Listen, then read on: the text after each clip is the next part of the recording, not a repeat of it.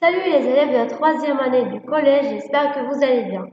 Aujourd'hui, on se retrouve pour une nouvelle vidéo pour expliquer la deuxième leçon du deuxième semestre en français de la langue et la communication, des temps du récit. Si vous n'avez pas encore regardé la vidéo de la première leçon, la coordination, veuillez cliquer sur le lien épinglé dans les commentaires.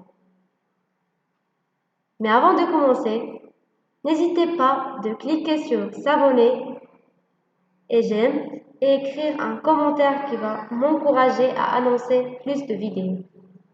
C'est parti. Afin de comprendre cette leçon, il faut savoir comment former l'imparfait. Comment conjuguer un verbe à l'imparfait. Il se forme à partir de la première personne du pluriel.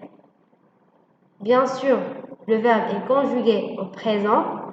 On enlève la terminaison ONS et on ajoute les terminaisons de l'imparfait AIS, AIS, AIT, IONS, IEZ et AIENT. Et voilà un exemple qui va vous faciliter la compréhension.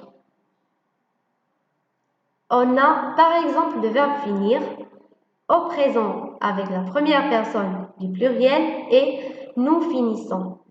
On enlève, bien on supprime ONS et on rajoute les terminaisons de l'imparfait.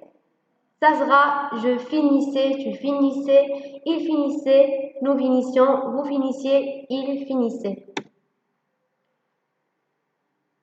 Maintenant, passons pour savoir comment conjuguer un verbe au passé simple. C'est un petit peu compliqué, c'est pour cela qu'il faut plus de pratique. Pour conjuguer un verbe de premier groupe au passé simple, c'est-à-dire qui finit par R, on utilise ou bien on ajoute les terminaisons suivantes. AI, AS, A, AM, AT, R. Et pour conjuguer le verbe au deuxième groupe, c'est-à-dire qui finit par IR, et qui a pour terminaison, ils sont au présent de l'indicatif avec la première personne du pluriel, on utilise les terminaisons IS, IS, IT, IM, IT, IR. Et faites attention, le chapeau sur le I n'est que dans la première et la deuxième personne du pluriel.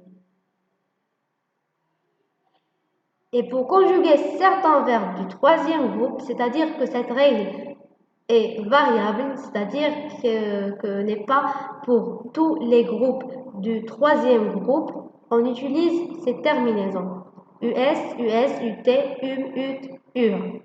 La même remarque, l'accent chapeau sur le U n'est que dans la première et la deuxième personne du pluriel. Et pour les verbes comme tenir, venir, survenir, souvenir, etc., on ajoute les terminaisons INS, INS, INT, and, la même remarque. Par exemple, si on veut conjuguer le verbe venir au passé simple, on dit je vins, tu vins, il vint, nous vîmes, vous vîntes, il, elle ou bien ils vinrent.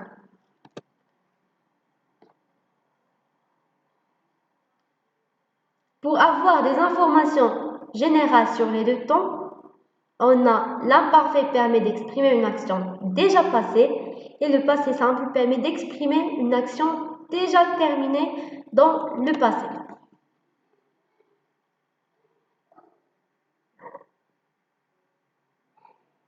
Maintenant, on va savoir quelles sont les valeurs de l'imparfait. On utilise l'imparfait dans un récit pour décrire la description, soit pour décrire l'aspect moral, physique ou vestimentaire. Par exemple, le ciel était bleu, la maison avait 4 fenêtres, il était paresseux. L'aspect physique, c'est lorsque je dis par exemple, son nez était plat. L'aspect moral, lorsque je dis, elle était intelligente. Et vestimentaire, lorsque je dis, par exemple, cet élève s'habillait d'une belle jupe.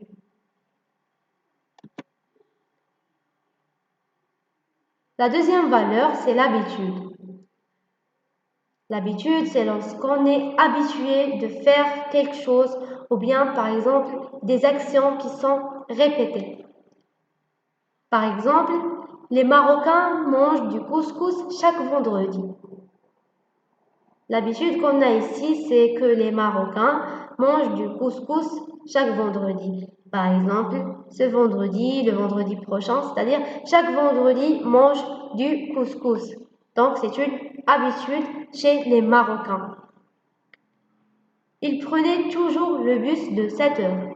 Il est habitué de prendre le bus de 7 heures. D'accord? Donc ici, on a une habitude, une action qui se répète chaque 7 heures de matin. J'espère que c'est clair. La troisième valeur, c'est la simultanéité. C'est quoi la simultanéité? La simultanéité, c'est lorsque deux événements ou plus se déroulent dans le même temps. Par exemple, elle faisait ses devoirs dans la cuisine pendant que sa maman préparait le dîner. Ici, on a deux actions qui se passent en même temps. C'est qu'elle faisait ses devoirs et que sa maman préparait le dîner. Donc, les deux actions qui se déroulent en même temps sont la fête de la fille ou bien de l'élève de ses devoirs et la préparation de la maman au dîner. C'est pour cela qu'on va conjuguer les deux verbes au ou bien à l'imparfait. Et enfin, pour exprimer une langue action, c'est-à-dire une action qui dure. Par exemple, il marchait toute la nuit. Il marchait toute la nuit, c'est-à-dire qu'il fait plusieurs heures qu'il marche. Peut-être que presque c'est 8 heures ou bien 7 heures. Donc il marchait toute la nuit. C'est une longue action, une action qui dure longtemps. Elle travaillait toute la journée. Elle travaillait toute la journée. Le travail de cette femme ou bien de cette fille, on ne sait pas, dure longtemps, dure toute la journée, presque 7 heures ou bien 8 heures, on ne sait pas, mais c'est une action ou bien un événement qui dure longtemps, une longue action. Passons pour identifier et savoir les valeurs du passé simple. On utilise le passé simple dans un récit lorsqu'il y a des actions successives. Des actions successives, l'une suit l'autre. Et voilà des exemples qui vont vous faciliter la compréhension de ce que je veux dire. Nadia s'habilla, se maquilla et sortit.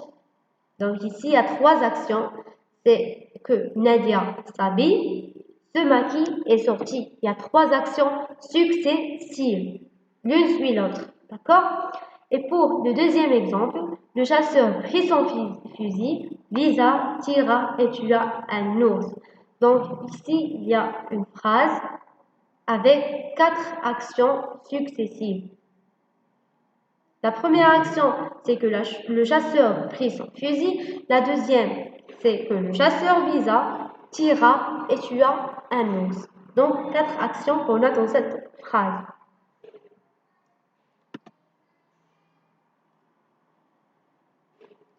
Pour exprimer une action soudaine, une action brusque. Par exemple, soudain, la porte s'ouvrit. C'est une action soudaine. Par exemple, on est assis. Soudain, la porte s'ouvrit. Est-ce que c'est le vent? Mais brusquement, la porte s'ouvrit. Pour le deuxième exemple, je me promenais dans la forêt. Tout à coup, un loup surgit. Donc ici, il y a deux verbes, me promener et surgit. Me promener est conjugué à l'imparfait. Pourquoi? Parce que c'est une longue action, une action qui dure.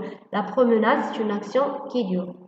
Donc, c'est pour cela que le verbe se promener est conjugué dans cette phrase à l'imparfait.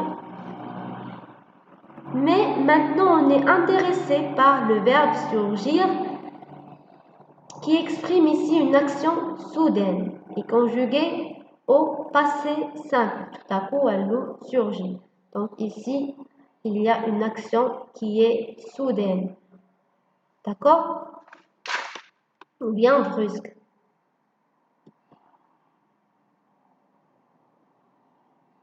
Troisièmement, une action brève. C'est quoi une action brève? Une action qui ne dure pas. D'accord? Exemple, l'éclair claqua. Comment? L'éclair claqua, c'est-à-dire l'éclair apparaît. Ça ne prend pas, même pas 2 secondes, bien 3 secondes. Il paraît et puis disparaît. D'accord? Donc ça prend 2 secondes ou bien 3 maximum. Donc ici, on a une action brève. D'accord? L'avion, se posa sur l'aéroport, on ne sait pas. L'action brève. Donc ici, le verbe se poser exprime une action brève. Et jusqu'à ici, on finit notre vidéo d'aujourd'hui. J'espère que vous avez bien compris la leçon. Merci de votre attention. Au revoir.